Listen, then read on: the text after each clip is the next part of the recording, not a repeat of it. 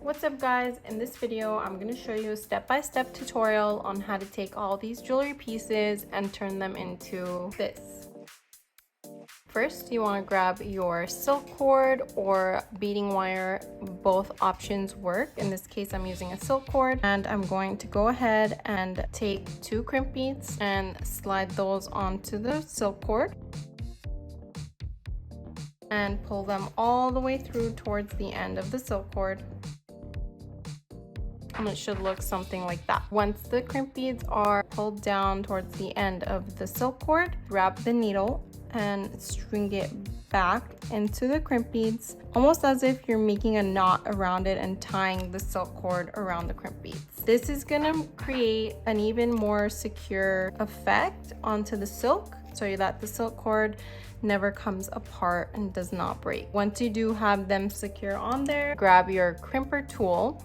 Your crimper tool has 2 sections, the top section and the bottom section that looks kind of like a heart. You always want to start off with the section that looks like a heart first. And what you do is you grab your tool and you put the crimp bead inside of the heart section, and you want to press down to where it creates a little heart shape. Then turn it perpendicular inside of the crimper tool and press down so that you have this fold over effect and it's holding securely onto the silk cord. And do the same thing to the bottom crimp so that both crimp beads are secure on that wire. Once you have done that, you can go ahead and cut that excess silk cord off. It should look something like this. For the next step, you want to grab the opposite end of the silk cord, grab your crimp cover, insert it from the hole that's on the bottom of the crimp cover, but you're going to put it from the inside.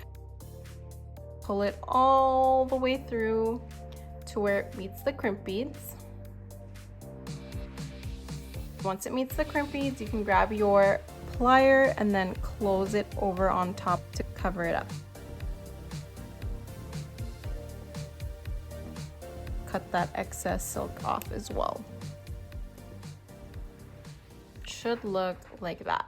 Once you have this securely onto the string, you can go ahead and start stringing your beads in your preferred order.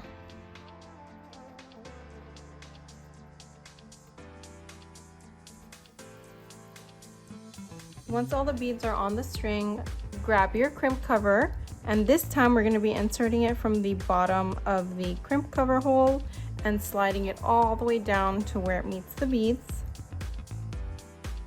Then you want to slide 2 crimp beads onto the wire and slide them down to where it meets the crimp cover. It should look something like this. Then you want to grab the tip of the needle and slide that back into both crimp beads and hold onto the crimp beads near the crimp cover while you pull the string all the way to where it's going to tie itself around the 2 crimp beads, and it should look like that. This side always becomes a little bit more tricky because you do have the crimp cover already on there. So what you want to do is tilt the silk cord to the side of the crimp cover so it looks something like that, and then go in with the bottom of the heart-shaped crimper tool and press down. I'm just going to go ahead and do both, and then turn them to the side and perpendicular on top into the top part of the crimper tool. So it should look like that, and then crimp down to where it folds over on top. And you want to do that with both crimp beads, and this is just to ensure that it's fully crimped down on there but not too hard to the point where it's going to snap the silk cord. Then you want to grab your cutter tool and cut that excess silk cord off, and you'll be left behind with a lot of silk thread that you can reuse again with the needle. So that was the purpose of sliding all the beads down to the end of the silk cord. Next, you want to grab this crimp cover and then close it off with the crimper tool or any plier so that it's fully secure in there and closed shut. should look like this. To add your toggle clasp, grab your set of pliers and open that jump ring up, and just take one side of the toggle bar off. And you can go ahead and use the same jump ring to attach to the end of this crimp cover.